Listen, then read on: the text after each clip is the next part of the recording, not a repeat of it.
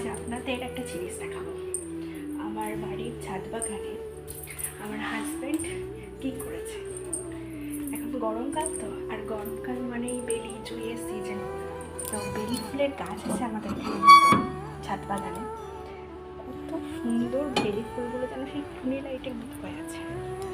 দেখুন, হচ্ছে আমাদের ছাদ বাগানের টুনি লাইট। এই টুনি লাইটগুলো যেন একদম সুন্দর, দেখে যেন মন ভরে যায়, এত ভালো লাগে। এর গন্ধগুলো সন্ধ্যাবেলা হলে এত সুন্দর গন্ধ বেরোয়, মনটা পুরো ভরে যায়। স্বচ্ছ একদম